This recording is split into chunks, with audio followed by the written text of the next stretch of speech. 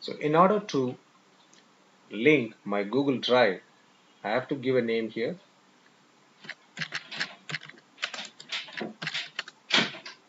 I have to choose the storage type, so I'm going to choose this, and I have to make it a preferred storage and then add storage.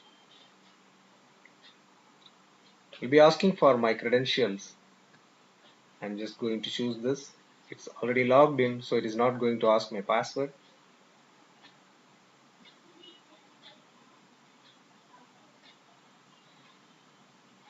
There we go. So if you see the existing storage here, I'm going to remove this. This was a previously added Google Drive account. I'm just going to remove it.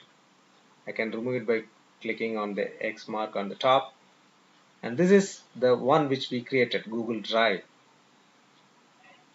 So if I go to my storage now, I can see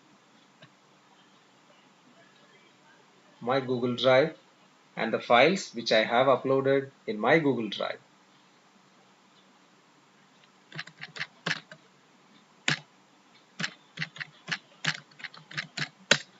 I'll just show you what's happening behind in Google Drive. So this is the file, these are the files which I have uploaded in my Google Drive account. Let's say I'm going to upload a new file. I'm going to choose a file,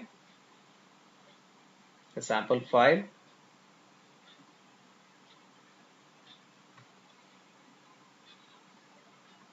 and I can choose the encryption algorithm. Currently I'm choosing AES-128, and this is the drive which I have just now linked, Google Drive. Upload.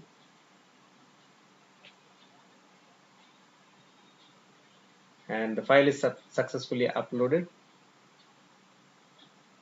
which I can see in my Google Drive.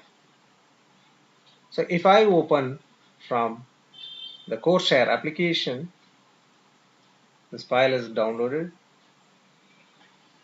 and I can view the file here, right? But if I go to my drive,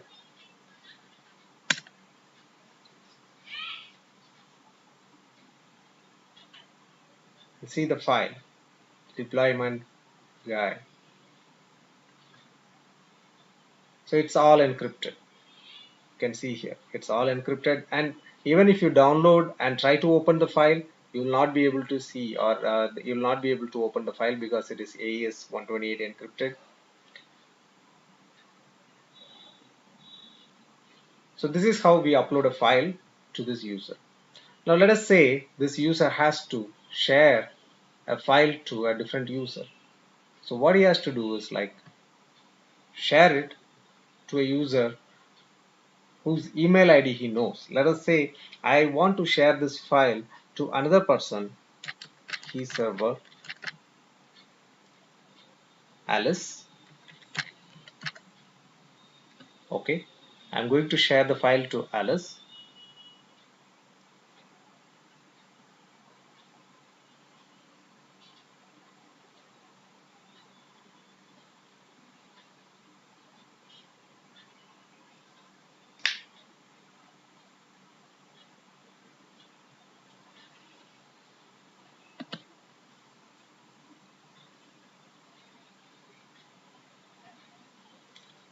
The file is shared successfully.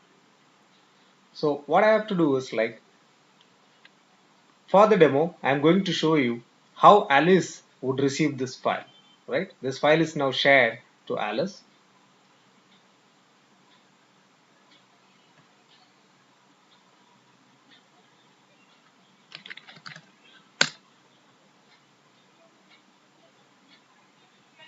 So it's already logged in as Bob. I'll just show you. So Alice has used her Google credentials to log in.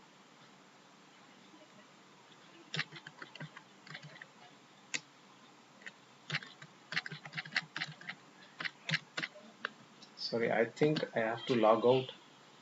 from any of this Google applications.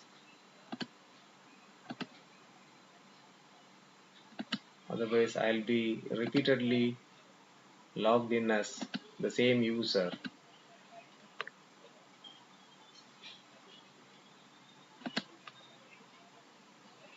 Yeah.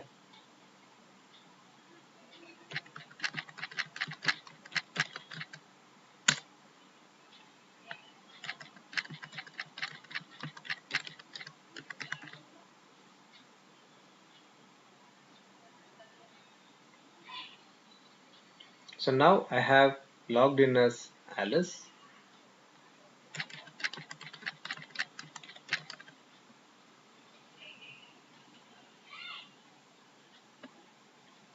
So these are the Google Drive files of Alice. And Alice has already linked her Dropbox. So you have all the files of Dropbox being listed here. And for Box, she has linked her Box account. So she'll be able to see the files which are uploaded in her Box. And she'll also be able to see the OneDrive, the files uploaded in OneDrive.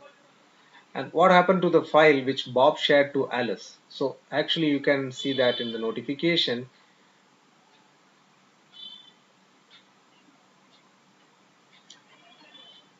User 1 wants to share the file deployment guides with you.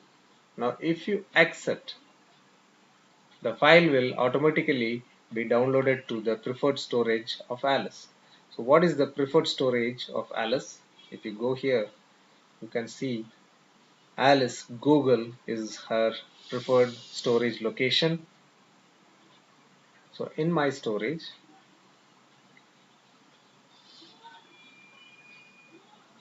go to Alice Google and you can see deployment guides is available, right? So we have also included user profile where you can actually download the master key. So in case there is some problem with the server or something, you can actually download and you can store this in your the user can download the master secret key which is used to derive the AES keys to encrypt the files. And the user can also delete the account by clicking this button. And then there is a recovery tool which we are planning for the next phase of action, where that tool will be installed in the machine, and whatever files are being encrypted, if you just give this master backup key to this tool, you will be able to decrypt any file which you have uploaded using the CoreShare app. So this is the next phase of implementation which we are trying to do. Thanks for listening to the video.